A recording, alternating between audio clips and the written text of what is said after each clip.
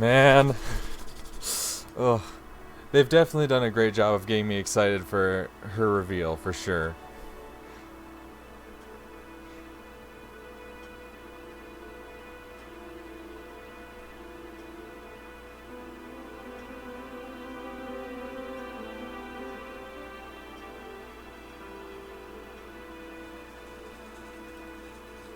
Mm-hmm.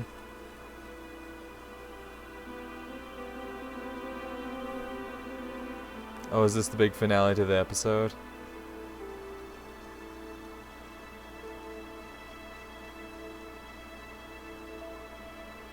Showing you like, oh, here's where all the characters are. And now some big event is gonna happen.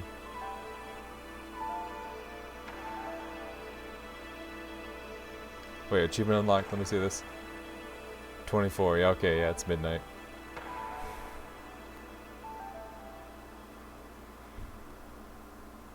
Oh god.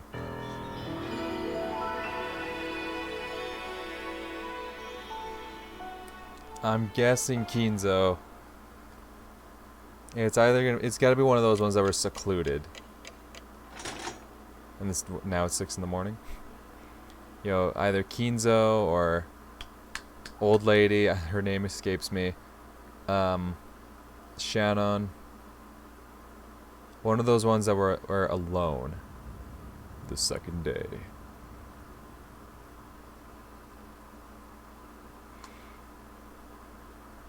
If someone's about to end up dead, which I think is what... Genji tightened his bow tie and looked outside through a crack in the curtains. Maybe the rain had died down a tiny bit since the previous night, but the thick rain clouds didn't seem like they'd be letting any trace of the morning sun get by. The morning was dim and far from refreshing. It seems it will last all day after all. Sorry for keeping you waiting, Genji-sama. Kanon finished checking his appearance and exited the washroom. On their normal schedule, it was rare for anyone to have to suffer going straight from a midnight shift to an early morning shift. They were on a special schedule for the 2 days of the family conference. However, unless the typhoon passed today, the relative stay on this island would last until tomorrow. Kanon thought it best to be prepared for the special schedule to last an extra day. The two of them left the guest house, opening their umbrellas. The rose garden had been devastated by the wind and rain on the previous night. Even though they'd spent several days making it beautiful to welcome the guests, one stormy night was enough to ruin it. Kanon sighed. The two headed for the mansion. They were supposed to meet up with Goda and prepare breakfast. Goda was such a perfectionist that he had probably already woken up, probably already preparing a breakfast as exquisite and elegant as glasswork. They reached the overhang by the entrance to the mansion and folded up their umbrellas. Genji took a bundle of several keys from his pocket and unlocked the front door. The Shiromiya family mansion was the only thing on Rokkenjima, so in the past they hadn't been in the habit of locking up. However, Natsu had ordered the mansion be locked up from midnight to early morning. Ever since then, unlocking the door in the early morning had become part of the servants' morning shift. This task had been given to Genji and Kanon, so that Goda could start preparing breakfast as soon as he woke up. Silence had fallen in the mansion, giving the impression that the mansion itself was still asleep. Well then, let us begin the morning chores. Yes, sir. The two of them split up and began opening the curtains throughout the mansion. If the curtains stayed closed, the mansion would remain enveloped in faint darkness, as though it was still trapped in the previous night. Following a well-rehearsed procedure, Kanon went around the mansion, opening the curtains for one window after another, without having to retrace his steps once. Even with this horrible weather, drawing the curtains made it feel just a little bit like morning. While doing that, he passed in front of the kitchen. Even though he hadn't smelled anything yet, his stomach started aching for some of Goda's prized cooking. Good morning. Good morning. He tried to greet Goda, who should have been getting breakfast ready, but Goda was nowhere to be seen. Oh, Goda's dead. The kitchen was darkly lit, and not only were the curtains not open, but the fan wasn't even running. It was still cold without any trace of a fire being lit, so of course there were no signs of breakfast being made either. Though it would have been inexcusable if perhaps Goda had overslept. Even servants are only human. They sometimes sleep in and show up late. In the rare case that such a thing happens, it's part of a servant's code to hide the unsightly scene before anyone notices, smoothly cover it up, and make sure the family never even realizes that anything has gone wrong. Kanon took the receiver of the phone that had been fitted to the wall and dialed the number for the extension line in the servant's sleeping room. He couldn't hear that characteristic sound of a dial tone. Kanon tried picking up the receiver again, but even so he couldn't hear the usual dial tone. He tried dialing again, but it had no apparent effect. Could the lightning last night have damaged some machine, breaking the extension line? The equipment in this mansion was all worn out. Kanon fully understood that even the smallest thing could have caused it to break down. He gave up trying to wake Goto with the phone and dashed over to the servant's sleeping room. And?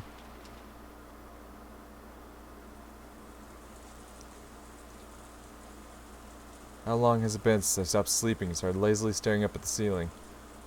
The vague sense of awakening was part of Natsu's usual morning experience. She always slept lightly and couldn't sleep at all without medicine. To Natsu, sleep was definitely not a happy thing. When she looked outside, she saw that it was still pouring. If she hadn't sensed a tiny amount of light, she might have mistakenly thought that it was still the previous night. She herself was one of the hosts, so she mustn't wake up later than her guests. Urging herself on, she raised up her body, which still hadn't completely recovered from yesterday's weariness.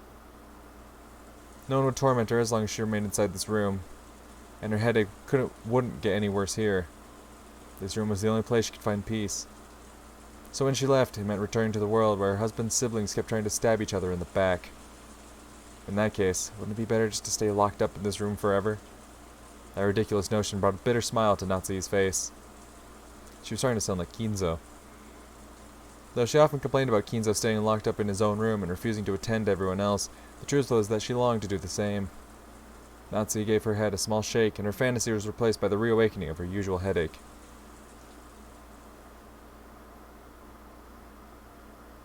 When she reached for the doorknob, trying to leave the room, her hand touched the scorpion charm that she had hung from it before going to sleep the previous night. It was Maria's charm, which Natsu had received from Jessica. Didn't Jessica say something about it having the power to repel magic, telling her to hang it from her doorknob? Maybe it was thanks to the charm that at least this room had been protected from the malice of her husband's siblings. As she thought this, her mood began to get a little more cheerful. Aw. I wonder if I have Jessica to thank for the little bit of peaceful sleep I managed to receive. Then Natsu remembered. That's right. Last night I promised Jessica that I'd give her a charm of my own in exchange for this one, didn't I? Natsu opened a drawer on her dresser and took out an antique accessory case that she had treasured when she was a child. Inside, there were many small objects that Natsu had thought were valuable at the time. From amidst those, she pulled out a red pouch. Inside was a small round mirror, about 10 centimeters across. It looked quite old, but the design on the back of the mirror was very ornate. It felt like something with historical value. At the very least, it seemed much more authentic than the other charm, which looked like a plastic scorpion keychain. She had heard that this was a spiritual mirror for warding off evil spirits. She had been given it specially by her grandmother, when her grandfather's mementos had been distributed. It had been believed since long ago that a strange power resided in this mirror. Perhaps people thought it could reflect calamity and malice in the same way it reflected light. Natsu returned the mirror to its pouch. It would probably be a fitting object to hand over to Jessica. Just as she was placing it on her pocket, the sound of someone knocking on the door suddenly echoed throughout the room. Yes? Good morning, madam. It is Genji. My apologies for waking you so early. I'm coming now. What is it? No servant had ever come to her this early in the morning, nor had they come to wake her in person. Perhaps something bad had happened. Maybe some fatal oversight had been made while preparing breakfast, something that would shame the household in front of their guests. Natsu took a deep breath in anticipation for whatever trouble she was about to hear of. Oh, she's not prepared at all. When she opened the door, Genji once again gave a morning greeting while bowing deeply. Natsu attentively responded. Good morning. Did something happen? My apologies. It would seem that the telephones have broken down due to the lightning last night. The extension telephone isn't working, so please forgive my coming to see you directly. The extension telephone isn't working. That'll be troublesome. Will it be possible to fix it? I am afraid we don't know the location of the damage. Later on, I would like to call in an expert and have him repair it. Does that mean we'll be unable to have it repaired until the typhoon passes? Then it will remain broken down for the duration of our guest's stay. Will that hamper our efforts to care for our guests? We will do all that we can to ensure there are no problems. Very well. I'm counting on you to make sure we have no blunders. Natsu let out a small sigh of relief. She had been prepared for the worst. But damage to the telephones wasn't the kind of trouble she was worried about. Yeah, but this is when, yeah. She's like, oh, thank God, no big issues. And then Canon comes, like, sprinting down the hallway. Like, guys, holy shit. Then again, even this would probably be enough to spark sarcasm from Ava. Natsuki gave her head a light shake. Are the preparations for breakfast proceeding well? As to that, we haven't been able to find Goda.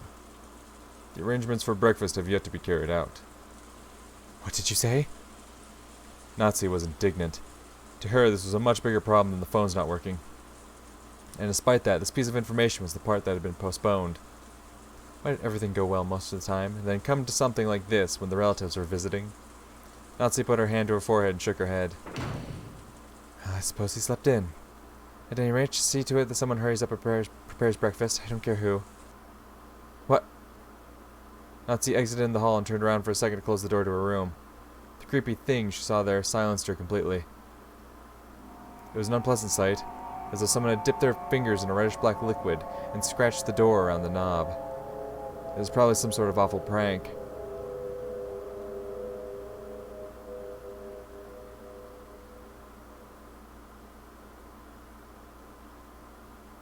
Bro. Don't do me like this.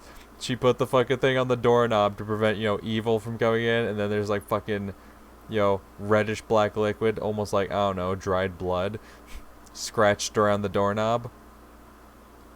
Arranged by some person who wanted to make it look as though they'd tried to force the door with bloody hands. What sort of prank is this? How awful. I also just noticed it as I came to call you. I will clean it later. Perhaps this is a vulgar joke by one of the guests. Disgusting. Truly disgusting. Who in the world would pull such a childish and disgusting prank? Natsuki had a pretty good idea, but of course there was no proof. So even if she pushed the issue, it just seemed as though she was making a fuss about nothing. In fact, it would surely be better to act as though she hadn't even realized that such a prank had been played on her. Natsuki gave the order to have it cleaned and headed off to the parlor with a squeak of her heels. Where is he? When Natsuki and Genji arrived in the parlor, Ava and Hideyoshi were already there. Good morning, everyone. Morning, Natsuki-san. I heard Goda-san would be making us breakfast too. My stomach's been getting all excited since I woke up. After all, it seems food is all you can look forward to at the head family household. I'm pleased to see that you two are in high spirits so early in the morning, Ava-san. With a weird expression, Natsuki returned Ava's gaze, which was fiercely competitive, despite the early hour. Then Kanon jogged in, yep. After bowing an apology to the relatives for running inside the mansion, he noticed Genji and told him something in a small voice. Kanon, have you still not found Goda? My apologies, madam. I went all over the inside of the mansion and the guest house, but I still haven't found him. Where in the world has he gone? At any rate, breakfast is a higher priority than finding Goda right now. See to it immediately. Yes. Kanon glanced at Genji. It seemed he had something else to report, but was uncertain whether or not the word should come from him. Genji nodded and decided to give the report himself. Madam, it is not only Goda. Is Shannon gone too? Oh, Kraus is gone. Your husband is also nowhere to be found. My husband? Yes. Even before visiting you, I went to his room to tell him that breakfast wasn't being prepared, but I did not find him there. Furthermore, he is not the only one missing. Rudolph-sama, his wife, and Rosa-sama are nowhere to be found. Wow. Okay. Yeah, didn't it say like... Okay, I still have that fucking website pulled up. 1 second. It takes 6, right? On the first twilight, offer the 6 chosen by the key as sacrifices. Okay. So, 6. 6 people chosen. So, we got Kraus, we got Goda, Rudolph, Kairi, and Rosa. So that means there's one more that has yet to be reported. So it's either going to be one of the cousins. Could be George. Because we never saw George go back to the cousin's room. It's either going to be George. One of the I'm guessing either George or Shannon. One of those two.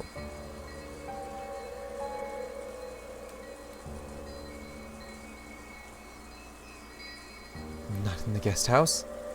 Nor the mansion? Yes. They were not in their rooms in the guest house either. When she heard that Goda alone was missing, she'd assumed he had slept in or was loafing around somewhere.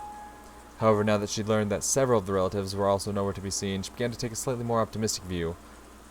Or Kinzo. Kinzo's also another one it could be. Could last night's family conference have continued all night, up until the present moment? That would make sense too if it is Kinzo. Because, like, they're able to discover, like, okay, all these other people aren't in their rooms. The only one they wouldn't have checked on is Kinzo, because, you know, he never leaves his room, so they just assume he's in there. What if he's in there dead? If so, they might have wanted to cool their heads after being shut in a stuffy room. Going out for walks on their own through the rain. The part about cooling their heads really sounded like something Kraus would say. Goda had probably been summoned to accompany them and aid them in some way. Goda was not a man who lost track of time. He had to understand that preparations for breakfast would be hindered if he did not return. However, maybe the family conference had continued until this very moment, with an atmosphere that would make it hard for anyone to slip out. Yes, the theory would be quite convincing for Natsuki. She remembered the illusion she felt that morning, as though the previous night had never ended. When she learned that the feeling wasn't just an illusion, she once again took a deep, weary breath. After all, that banquet of filthy vultures circling Kinzo's property was still going on. Perhaps they are still discussing the inheritance somewhere in the garden, or maybe the beach. At any rate, if we don't call Goda back, we'll never be able to begin preparations for breakfast. So what are you saying? Are Nissan and the rest still continuing their discussion? She'd planned to say it in a small voice, but Hideyoshi overheard Natsuki and managed to grasp the situation. Nissan and Rudolph sure are tough. Maybe it's just youth in Rose's case. Just a bit after midnight, the two of us were so tired that we headed back to bed. Though I do remember that Nissan and the rest were still having a heated discussion at that point. Men certainly are unpleasant when they get all fired up. Natsuki snorted, her face still blank. Kanon, search outside. If you find Goda, tell him to return immediately and begin preparing breakfast. Certainly. Natsuhine-san, we don't know for sure that they're outside, do we? Couldn't they also be inside Father's study? I see. That's certainly possible. I don't know what path their conversation took, but there's certainly a chance they moved to Father's study and let him in on their discussion. I can't imagine that Father would willingly let them bring such a detestable topic into his study. Facts. You really think so? Well then, there's nothing we can do. I'm sorry, Genji-san and Kanako, but could you search outside? It wouldn't be that strange for Nissan to suggest they go outside for a walk to cool their heads. Even in this weather. I'll go to Father's study. Who knows, they might actually be there after all. Eva-san, I couldn't ask a guest like you to exert herself so. I will go. I can also wish him a good morning while I'm at it. Oh, then I'll leave it in your hands. Though I somehow doubt he'll return your greeting. Natsuhine-san, have you always been on such good terms with Father? I don't know whether you could call it that, but I am sure that I have gained his trust as the wife of the successor to the Oshiromiya family. Then I'm sure he'll at least answer you, right? I'd like to at least have breakfast with Father. Do you think you could convince him to come down and join us? It seems that he thoroughly despises the rest of us, but I'm sure he'll listen to you, if he trusts you that much. After speaking so boldly, if you're unable to convince Father and come down alone, then I doubt you'll ever be able to claim that you've earned his trust again. I am not confident, but I will try. Natsuki responded, looking discouraged. However, knowing Kinzo's temperament, she had absolutely no confidence in her ability to bring him out. Eva was clearly mocking her, confident that Natsuki wouldn't be able to get Kinzo to come down. But even so, Natsuki would lose face if she gave up, saying it was impossible and letting Eva go instead. Eva's mean-spirited, unreasonable demand made Natsuki clench her fist slightly. When Genji realized this, he softly spoke to her over her shoulder. Madam, please take this if you would. And this is? Genji handed Natsuki a sparkling gold key of ornate design. It was the key to Kinzo's study. The study had an auto-lock and couldn't be unlocked as long as Kinzo forbade entrance. However, since Genji was especially trusted by Kinzo, he was allowed to carry a key to that door. But if this key is used, won't you also receive the blame? When the master is sleeping deeply, simply knocking on the door will not suffice. And it would be more difficult to persuade the master to leave his room if you must talk through the door. Please use this. Genji. Until now, Natsu had thought of Genji as a cold servant who wouldn't do anything for her, since he worked directly under Kinzo. But it looked like she would have to alter her understanding of him, and now Genji's a homie. She wanted to communicate her gratitude, but by then Genji had already turned his back on her and was walking down the corridor with Kanon. But as Natsu watched them go, the words directed at her from behind were sneering. Well then, you must bring father with you, okay? After all, it's his son's precious wife who's asking. I'm sure he'll listen to you. We're guests, so we'll just relax here at our leisure. Quit it, Ima. You're taking this too far. Sorry, Natsume-san, but we're counting on you to deal with father. Without answering, Natsume forcefully spun around on her heels and quickly left that place.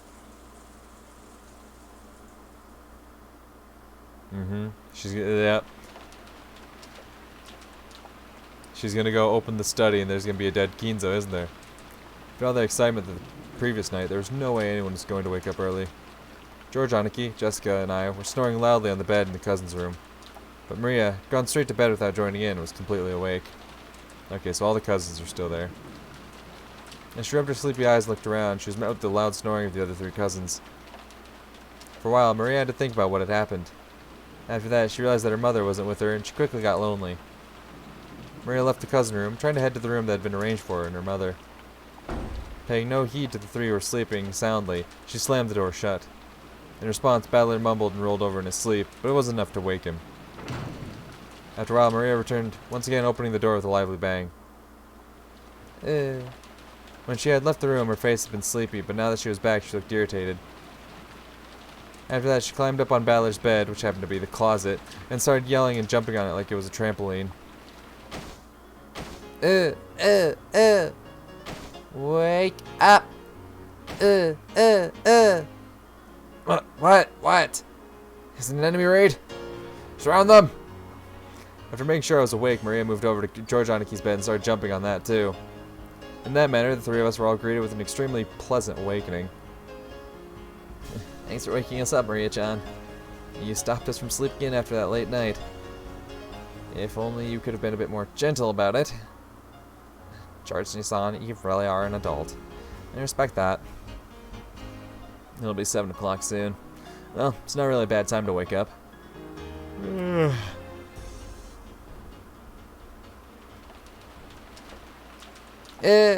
Mama's not here. Yeah, Rosa? Yeah, she wasn't in her room. I wonder if she's already woken up and gone to the mansion. Not here. Mama. Maria kept groaning, and looking unhappy.